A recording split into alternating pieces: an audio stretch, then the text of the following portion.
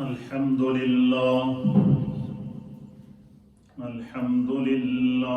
نحمده ونستعينه ونستغفره ونؤمن به ونتوكل عليه ونعوذ بالله من شرور أنفسنا ومن سيئات أعمالنا من يهده الله فلا مضل له ومن يضلله فلا هادي له ونشهد أن لا إله إلا الله ونشهد أن سيدنا وسندنا ونبينا ومولانا محمدا عبده ورسوله أما بعد فأعوذ بالله من الشيطان الرجيم بسم الله الرحمن الرحيم إنما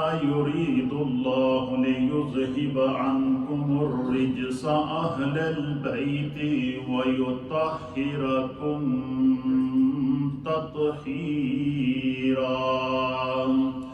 آمنت بالله وصدق الله مولانا العظيم وصدق رسوله النبي الأمين الكريم إن الله وملائكته يصلون على النبي يا أيها الذين آمنوا صلوا عليه وسلموا تسليما اللهم صل وسلم على سيد الأنبياء والمرسلين وعلى آله الطيبين وأصحابه الطاهرين أجمعين الصلاة والسلام عليك يا سيدي يا رسول الله وعلى آلك وأصحابك يا سيدي يا حبيب الله الصلاة والسلام عليك يا سيدي يا رسول الله وعلى آلك وأصحابك يا سيدي يا رحمة للعالمين حمد و صلاة کے بعد اللہ رب العالمین کا لاکھ لاکھ شکر، مولا کریم کا بڑا ہی احسان ہے کہ جس رب کائنات نے ہم گناہگاروں کو شکل انسانی میں پیدا فرمایا۔ حضرات محترم، محرم الحرام کی بابرکت ساعتیں ہمارے درمیان موجود ہیں اور اس وقت روئے زمین کے اوپر مشرق، مغرب، شمال اور جنوب زمین کا کوئی حصہ ایسا نہیں جہاں جہاں بھی اہل ایمان موجود ہیں وہ اس وقت امام علی مقام سید الشہداء حضرت سیدنا امام حسین رضی اللہ تعالی عنہ اور شہداء کربلا کی بارگاہ میں خراج عقیدت و محبت پیش کر رہے ہیں۔ انشاءاللہ العزیز ہماری یہ جو نیو مدینہ مسجد ہے، اس دفعہ ہم نے انشاءاللہ شہداء Karbala, incident of Karbala, reason of Karbala اور کربلا کے محرکات کے اوپر خصوصی پروگرام ترتیب دیے ہیں۔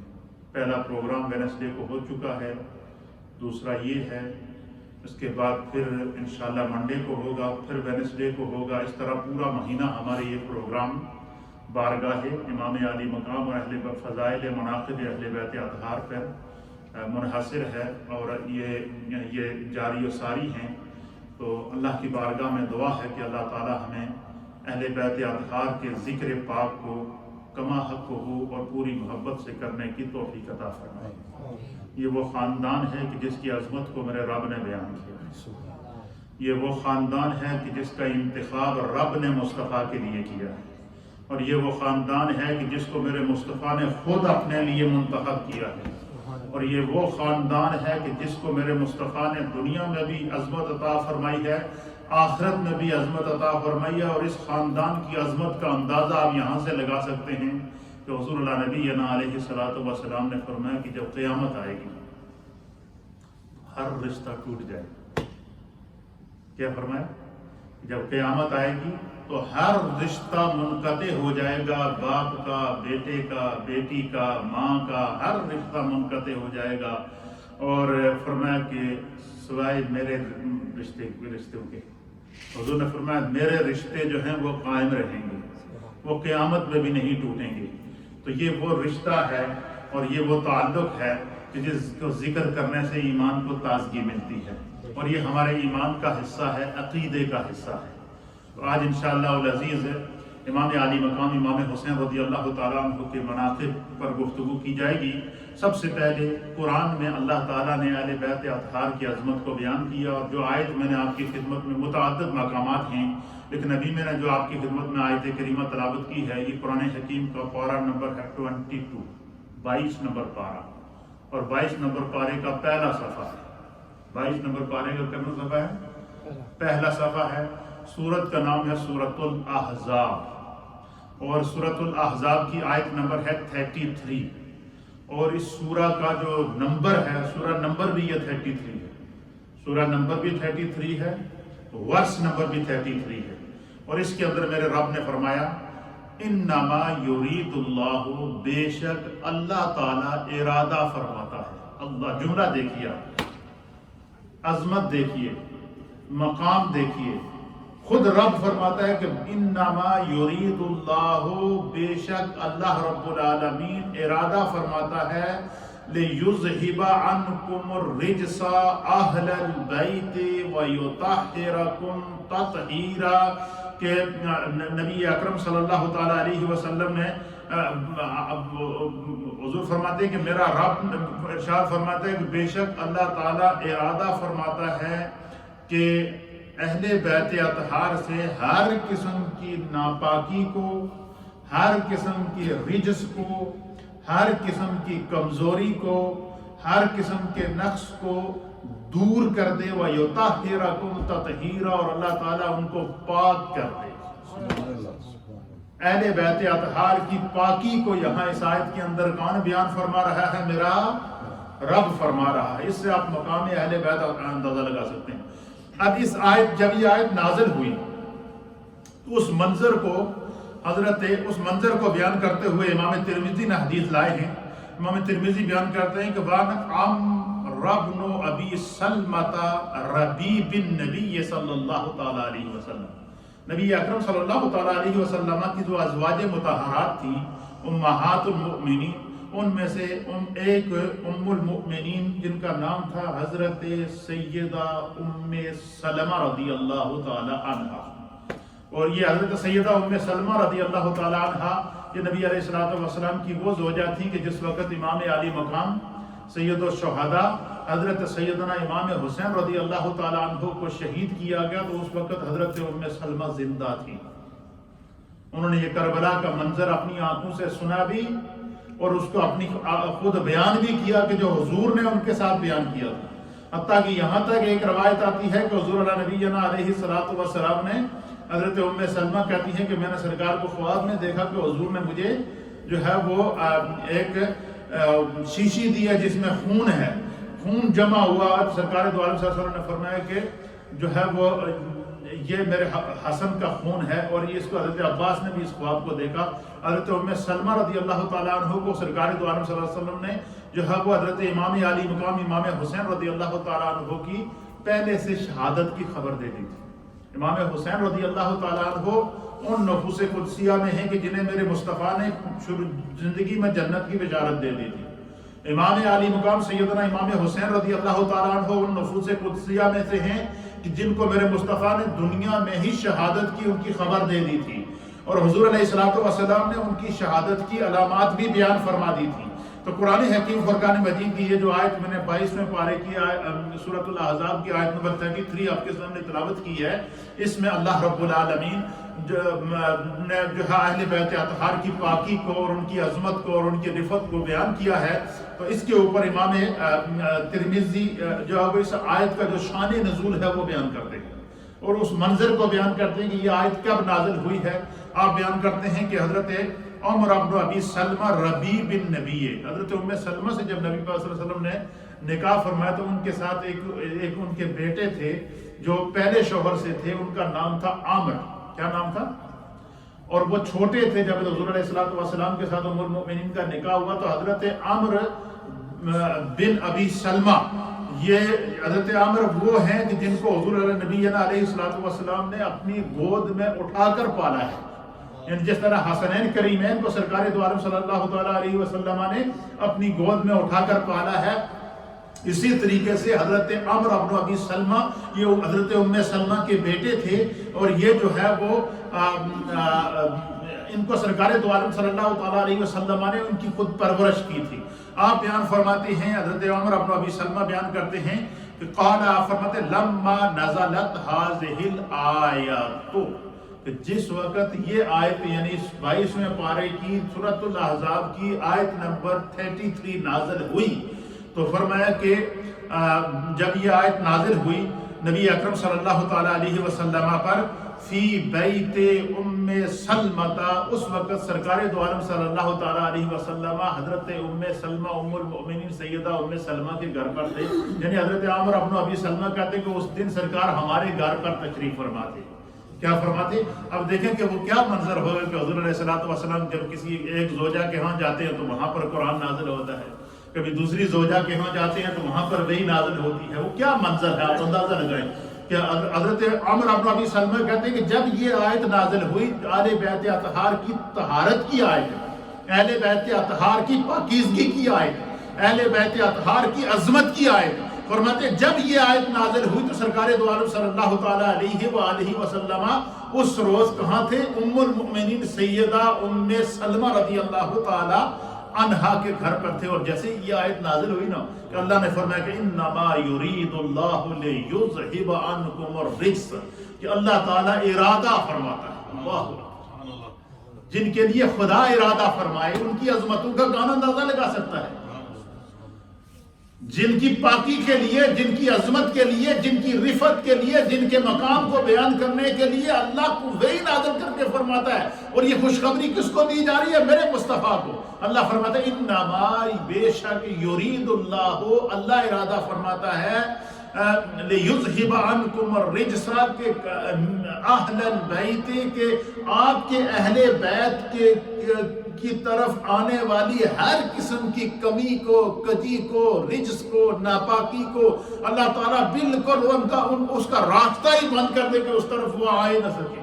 فرمایا اللہ ان کو پاکی، ان کو ہر قسم کی جو رجس سے پاک کرنے کا ارادہ فرماتا ہے، تاکہ اللہ تعالیٰ ان کو یطہرکم تطہیرا، اور تاکہ رب کریم ان کو کیا کر سکے، ان کے ہر طرح کے گناہ سے، ہر قسم کی میل کچال سے، ہر طرح کے نقص سے، ہر طرح کی گرد و غبار سے، کامل طہارت سے اللہ تعالیٰ ان کو نوازے اور ان کو پاک فرما دے. فرمائے یہ ارادہ کون فرماتا ہے؟ اللہ فرماتا. یہ آیت اللہ نے نازل کی. حضرت عمرو بن ابی سلمہ کہتے ہیں کہ جب یہ آیت نازل ہوئی تو کہتے ہیں کہ ہم نے دیکھا کہ سرکار دو عالم صلی اللہ تعالیٰ علیہ وآلہ وسلم نے پھر کیا فرمایا؟ حضور کہتے ہیں کہ فدعا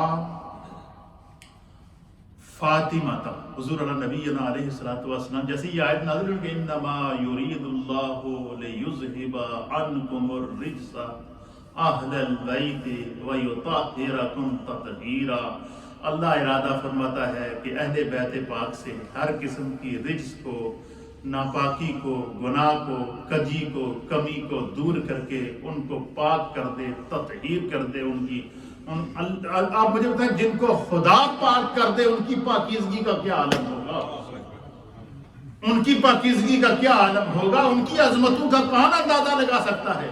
فرماتے جب یہ آیت نازل ہوئی، اب یہ آیت حضور کے لیے بھی بہت بڑی خوشخبری تھی نا، آقا علیہ الصلوۃ والسلام کے لیے بہت بڑی خوشخبری تھی. آپ دیکھیں کہ ہم جب سابقہ انبیاء کی ہسٹری پڑھتے ہیں تو جب حضرت نوح علیہ الصلوۃ والسلام نے 950 سال تبلیغ کی، اور 950 سال میں جو ہے وہ آپ پر صرف 80 لوگ ایمان لائے، اور آپ کے نافرمانوں میں آپ کا بیٹا بھی شامل تھا. حضرت نوح علیہ السلام کا اپنا بیٹا نافرمانوں میں شامل تھا.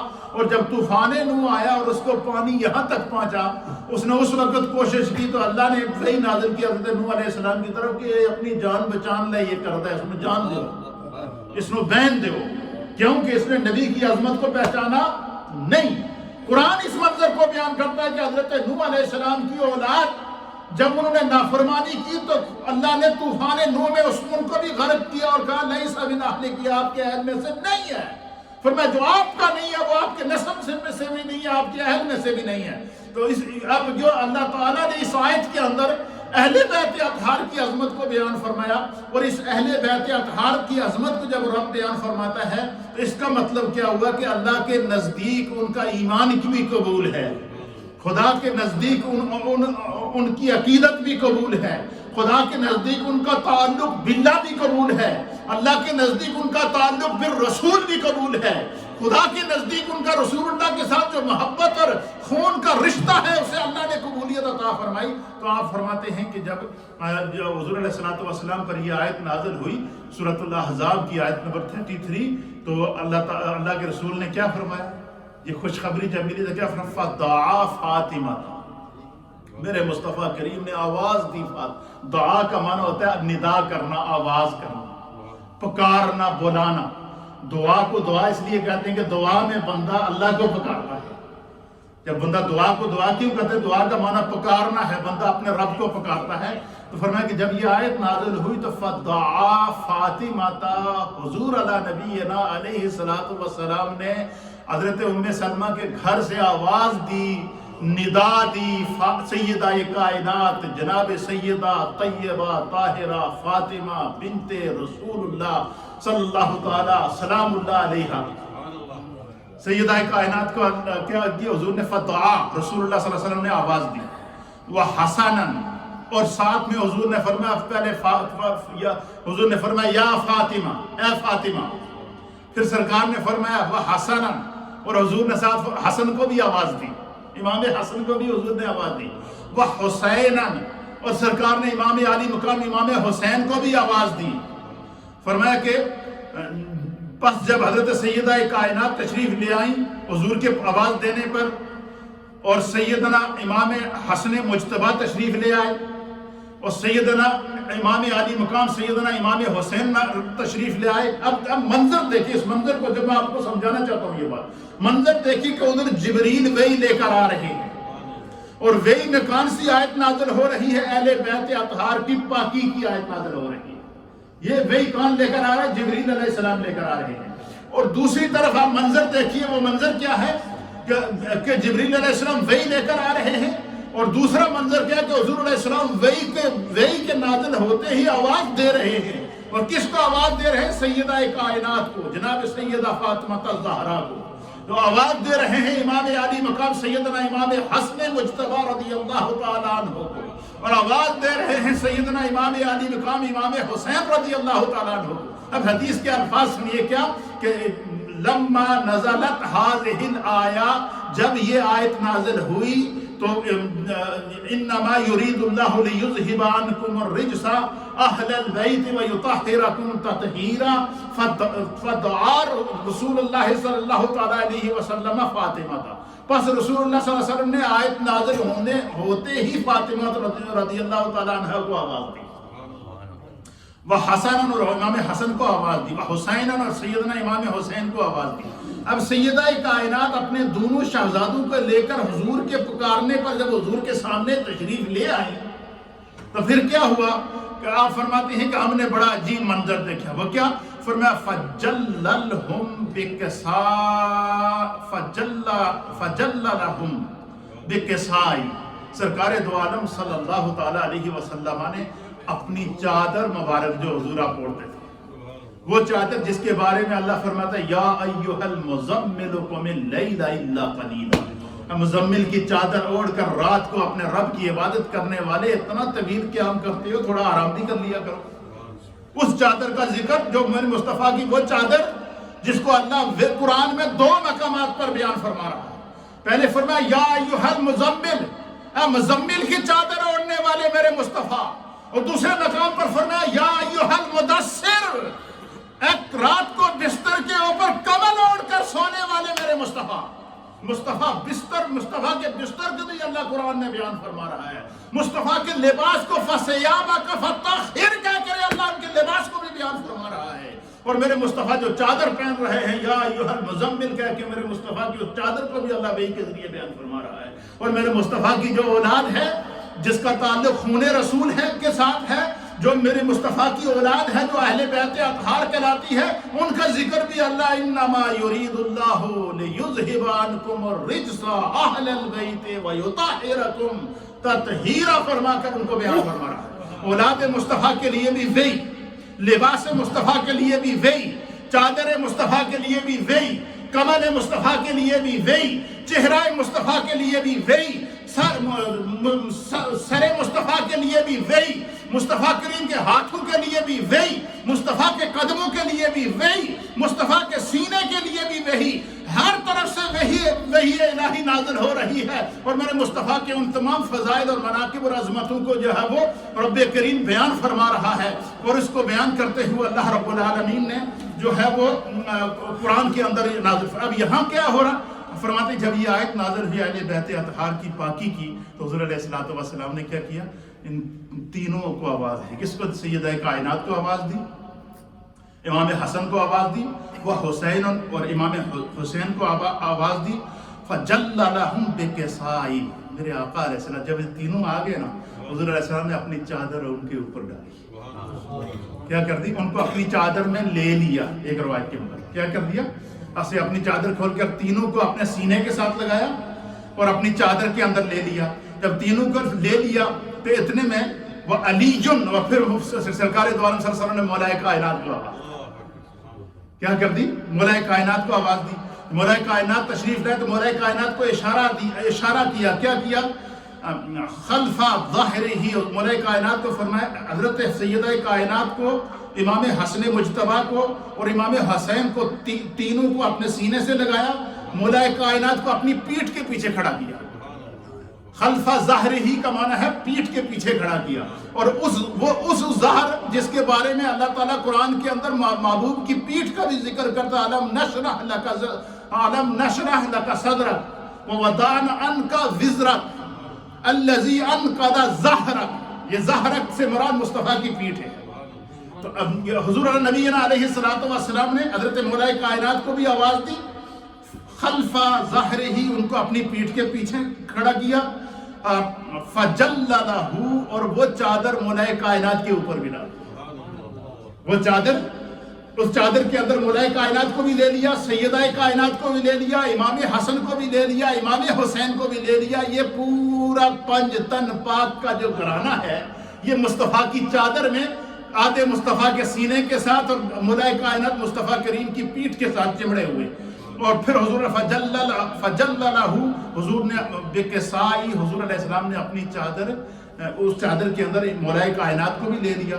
جب لے لیا، ثم، پھر کیا ہوا؟ قال، پس میرے مصطفیٰ نے آسمان کی طرف نگاہوں کو بلند کر کے دعا کی، اللہم ہؤلاء اہل بیتی، اے میرے اللہ، یہ جو تو نے میرے اہل بیت کی پاکی کی آیت نازل فرمائی ہے، یہ میرے اہل بیت تیرے سامنے موجود ہیں۔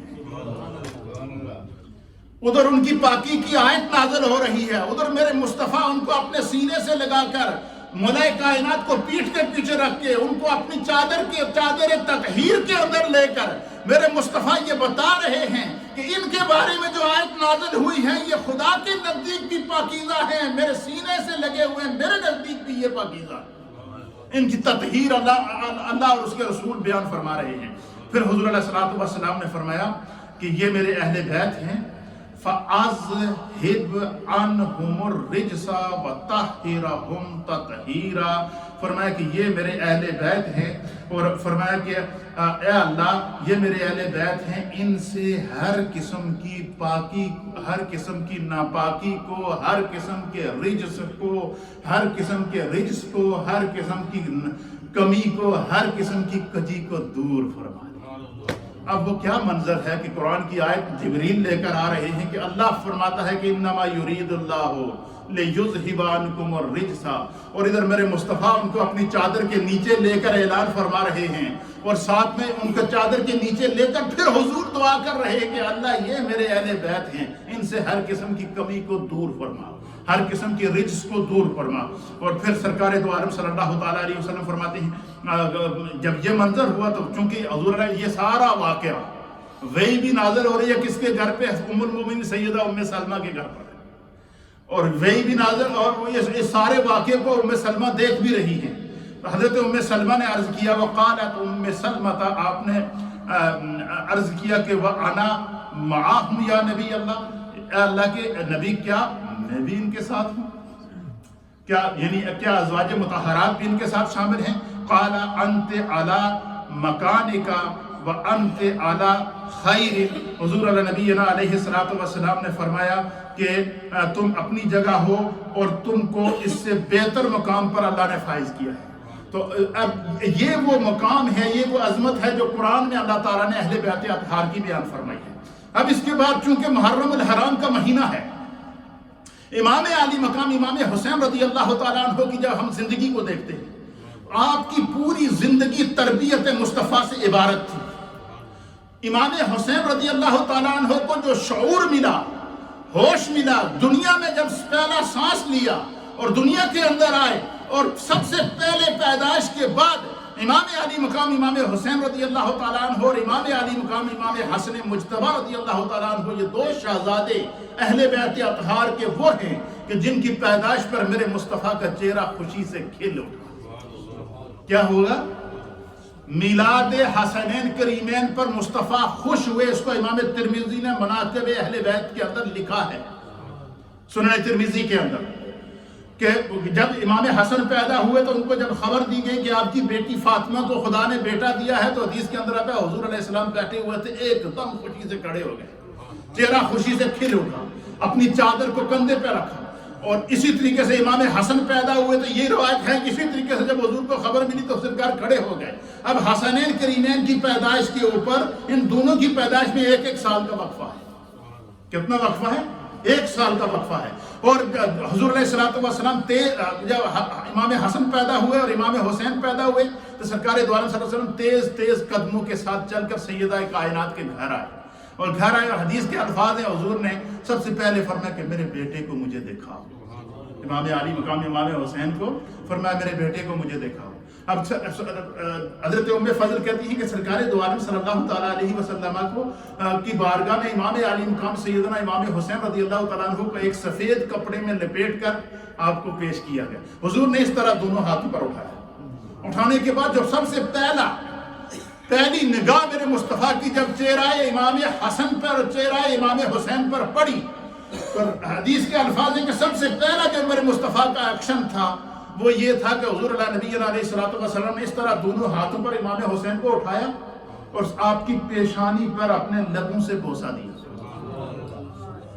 آپ ذرا تصور میں جائیں نا، وہ مقام دیکھیں کیا، جن کی عظمت کو اللہ جن کی پاکی کی عظمت کو اللہ قرآن میں وحی کے ذریعے نازل فرما رہا ہے، جن کو میرے مصطفیٰ اپنے سینے سے لگا کر اپنی چادر تطہیر کے اندر لے کر اللہ کی بارگاہ میں دعا کر رہے ہیں کہ اللہ یہ میرے خاص اہل بیت ہیں. اور پھر جن کی عظمت اور جن کی رفعت کو جو ہے وہ اللہ رب العالمین نے جو ہے وہ قرآن کے اندر متعدد مقامات کے اندر بیان فرمایا. اور پھر جو ہے وہ سرکار دو عالم صلی اللہ علیہ وسلم نے کیا کہ ان کے چہرے پر بوسہ دیا اور ان کے ماتھے پر بوسہ دیا. بوسہ دینے کے بعد حدیث کے الفاظ ہیں کہ حضور نبی علیہ الصلوۃ والسلام نے ایک روایت کے مطابق شہد منگایا. شہد منگا کر اپنی شہادت کی ید اللہ والے ہاتھوں کی شہادت کی انگلی پر شہد لگا کے امام علی مقام امام حسن مجتبی کو جب پیدا ہوئے ان کو، اور امام علی مقام امام حسین رضی اللہ تعالیٰ عنہ جب پیدا ہوئے تو ان کو شہد والی انگلی چٹا کر پہلی گھٹی ارشاد فرمائی، پہلی گھٹی عطا کی. اسی طریقے سے ایک روایت کے مطابق حضور علیہ السلام نے کھجور منگائی اور کھجور کو سرکار دو عالم صلی اللہ تعالیٰ علیہ وآلہ وسلم نے کیا کیا؟ چبایا. کھجور کو چبانے کے بعد سرکار دو عالم صلی اللہ علیہ وسلم نے اس کا جب گودا بن گیا تو حضور نے اپنی زبان باہر نکال کر اپنی زبان کو امام حسن مجتبی اور امام حسین رضی اللہ تعالیٰ عنہ کے منہ کے اندر دے کر پہلی گھٹی ان کو اپنی زبان سے دی. یہ بھی ایک روایت کے اندر، اس کو بھی جو صاحب مشکات نے نقل فرمایا ہے. پھر اسی طریقے سے جو ہے یہ دیکھیں، اب پیدا ہو رہے ہیں تو پیدائش کے بعد مصطفیٰ خوش ہو رہے ہیں. اب مجھے بتائیں کیا جو لوگ کہتے ہیں کہ نبی کے میلاد پر تم خوشی مناتے ہو، یہ کہاں سے ثابت ہے؟ تو ہم کہتے ہیں کہ ہمارے پاس تو نبی کا طریقہ ہے، اور طریقہ اور سنت ہے وہ کیا ہے؟ حضور نے حسنین کی پیدائش پر خوشی کا اظہار کیا ہے. تو جب سرکار کے حسنین کریمین کی پیدائش پر خوشی، نبی کے میلاد کا جواز عمل مصطفیٰ کی صورت میں ہمیں پیدائش میلاد حسنین کریمین پر ملتا ہے۔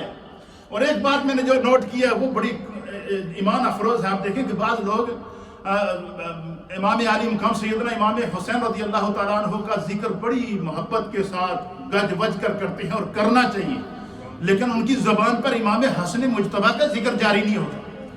حالانکہ حدیث میں جب بھی یہ آیت نازل ہوئی تو حضور نے فدعا رسول اللہ صلی اللہ تعالیٰ علیہ وآلہ وسلم فاطمہ تھا، حضور نے فاطمہ کو بلایا، پھر کیا حسن اور حسن کو بلایا، حسین اور حسین کو بلایا۔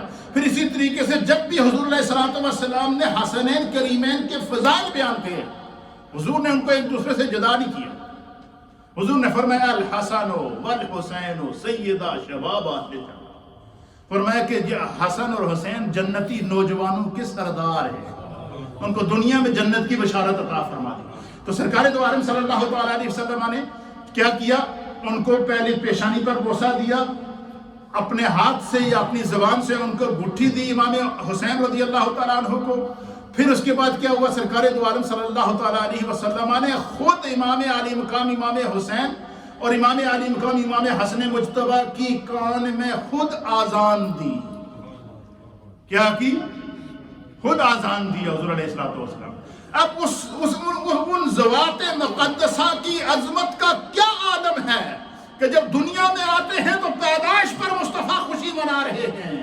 جب میرے مصطفیٰ ان کو پہلی نظر دیکھتے ہیں تو اپنے لب قدس کے ہونٹوں سے ان کے پیشانی پر بوسہ دیتے ہیں، اور جب میرے مصطفیٰ کریم ان کو پہلا لقمہ دیتے ہیں تو اپنی زبان کے ذریعے ان کی زبان پر اپنا لقمہ چھوڑتے ہیں۔ اور جب ان حسنین کریمین کی کان میں پہلی آواز جاتی ہے تو پہلی آواز کیا ہے؟ وہ میرے مصطفیٰ کی زبان سے ہے، وہ آواز بھی آذان کی ہے، وہ توحید باری تعالیٰ کا نغمہ جو میرے مصطفیٰ کریم نے حضرت امام علی مقام امام حسین کے کانوں میں بولا تھا، اس کا اثر کیا تھا۔ اور پھر دوسری روایات کے اندر آتا ہے کہ حسنین کریمین کو ایک ہاتھ سے پکڑتے، دوسرے کو دوسرے ہاتھ سے پکڑتے، ان کو ساتھ لے کر مسجد میں آتے، حضور قیام کرتے تو وہ بھی قیام کرتے، حضور سجدہ کرتے تو سرکار کو اس کے ساتھ سجدہ کرتے۔ اور لاشعوری کا یہ عالم ہے، لاشعوری کا یہ عالم ہے، چھوٹے بچے ہیں کہ سرکار جب سجدہ کرے تو امام علی مقام امام حسین آپ کے کندھوں پر سوار ہو جاتے ہیں۔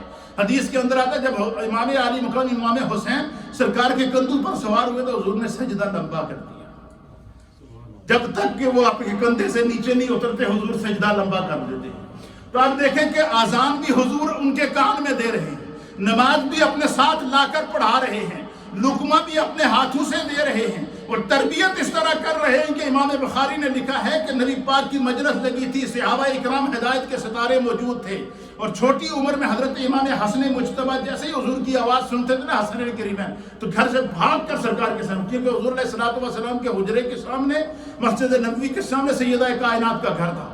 تو جیسے ہی حضور صحابہ میں بیٹھتے یا جمعے میں خطاب کرتے یا منبر پر بیٹھتے تو بھاگ کر آ جاتے تھے۔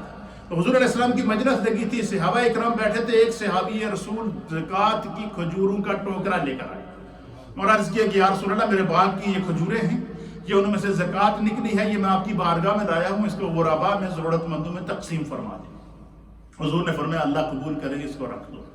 رکھ دیا تو امام حسن مجتبیٰ تشریف لائے، اور چھوٹی عمر تھی تو چھوٹے بچوں کی جیسے عادت ہوتی ہے، کوئی نئی چیز دیکھتے ہیں تو ایک دم اس میں ہاتھ ڈال دیتے ہیں۔ 2-2.5 سال کی عمر ہے، امام حسن نے کھجور اٹھائی منہ میں ڈال دی، سرکار دو عالم صلی اللہ علیہ وسلم نے واز روک دیا۔ واز روکنے کے بعد آپ نے ان کا ایک ہاتھ ان کے منہ پہ رکھا، ان کا منہ کھولا، اپنی شہادت کی انگلی ان کے منہ میں ڈال کر اس کھجور کو نکلوایا، نکلوانے کے بعد ان سے کہا تھوکو۔ تھوکنے کے بعد پھر حضرت امام حسن مجتبیٰ کو مخاطب کر کے کہا کہ اہل بیت کے لیے زکوٰۃ کھانا جائز نہیں۔ یہ امام حسن کو مخاطب کر رہے ہیں صحابہ کے اجتماع میں۔ اب علماء نے اس حدیث کی شرح میں لکھا ہے کہ بھائی نابالغ بچے پہ تو شرعی احکام مرتب ہی نہیں ہوتے۔ چھوٹا بچہ تھا، 2.5 سال کی عمر تھی، 2 سال کی عمر تھی، ایک کھجور اٹھا لی تھی تو اس میں کیا حرج تھا؟ فرمایا کہ یہ اصل میں تعلیم امت کے لیے تھا کہ حضور علیہ السلام اپنی امت کو بتانا چاہتے تھے کہ میں نے اپنے شہزادوں کی تربیت اس طرح کی ہے، اور اپنی اولادوں کے کھانے پینے پر اس طرح نظر رکھو کہ کوئی مشتبہ لقمہ بھی ان کے منہ کے اندر نہ جائے۔ پھر ایسی تربیت یافتہ اولاد جب میدان عمل کے اندر آتی ہے تو ان کا عمل بھی کمال ہوتا ہے، ان کا کردار بھی کمال ہوتا ہے، ان کی گفتار بھی کمال ہوتی ہے، اور اس کا مظاہرہ ہم نے میدان کربلا میں دیکھا۔ تلواروں کی دھار چل رہی ہے، تیروں کی برسات ہو رہی ہے۔ حضرت امام علی مقام امام حسین نے دین نبی کو بچانے کے لیے 6 ماہ کے علی اصغر کو بھی قربان کر دیا۔ جب دیکھا کہ نبی کے دین کو بقا ملے گی تو آپ میرے نوجوان علی اکبر کی قربانی لگے گی، تو اس نوجوان علی اکبر کو اللہ کے راستے میں قربان کیا، جس کے بارے میں حدیث کے اندر آتا ہے کہ کان اشبہ رسول اللہ صلی اللہ تعالیٰ علیہ وسلم، کہ امام علی اکبر کی پوزیشن یہ ہوتی تھی، ان کے چہرے میں چہرہ رسول نظر آتا تھا۔ وہ حضور علیہ السلام کے مشابہ تھے۔ نوجوان علی اکبر کو قربان کر دیا، حضرت امام حسن مجتبیٰ کے بچوں کو قربان کر دیا۔ میدان کربلا میں 20 افراد وہ تھے جن کا تعلق خاندان رسول کے ساتھ تھا، جنہوں نے قربانی پیش کی ہے۔ اسی طریقے سے 72 افراد کربلا کے میدان میں اللہ کے دین کی بقا کے لیے قربان ہوئے، اور آخر میں جب امام علی مقام سید الشہداء حضرت امام حسن مجتبیٰ امام حسین رضی اللہ تعالیٰ عنہ نے دیکھا کہ نبی کا دین کو بقا ملے گی، قیامت تک دین زندہ ہو جائے گا، لیکن یہ دین حسین کی قربانی مانگتا ہے، تو پھر اپنے آپ کو پیش کر دیا، اپنے آپ کو قربان کر دیا، حالت سجدہ میں اپنے آپ کو اپنے رب کی بارگاہ میں پیش کیا۔ امام حسین تو دنیا اپنی قربانی دے گئے، 6 ماہ کے علی اصغر کی قربانی دے گئے، نوجوان علی اکبر کی قربانی دے گئے، اون اور محمد کی قربانی دے گئے، اہل بیت اطہار کے 20 افراد کی قربانی دے گئے، 72 نفوس قدسیہ کی کربلا کے میدان پر قربانی دے گئے، لیکن قیامت تک نبی کے دین کو بچا گئے۔ آج مقبوضہ کشمیر کو دیکھیں، وہاں کے مظلوموں سے پوچھیں کہ تمہیں یہ حوصلہ کس نے عطا کیا ہے کہ تم سپر پاوروں کے سامنے سینہ تان کر کھڑے ہو؟ تو وہ یہی کہیں گے کہ ہمارے سامنے اسوہ حسینی موجود ہے۔ آج فلسطین کے معصوم بنکتے ہوئے بچوں کو پوچھو کہ تمہیں یہ جذبہ کس نے دیا ہے کہ دنیا کی سپر پاوروں کے سامنے تم کھڑے ہو؟ تو وہ یہی کہیں گے کہ ہم نے ننھے علی اصغر کو قربان ہوتے ہوئے دیکھا تھا، ہم نے نوجوان علی اکبر کو قربان ہوتے ہوئے دیکھا تھا، ہم نے امام علی مقام کو دین پر خود کو اپنے آپ کو قربان کراتے ہوئے دیکھا تھا۔ یہ وہ قربانی تھی جسے اللہ رب العالمین نے قبول کیا، اور قیامت تک دین بچا۔ قتل حسین اسد میں مرگ یزید ہے، اسلام زندہ ہوتا ہے ہر کربلا کے بعد۔ اللہ ہمیں دین کو سمجھنے کی توفیق عطا فرمائے۔ آذان اور سنت اللہ۔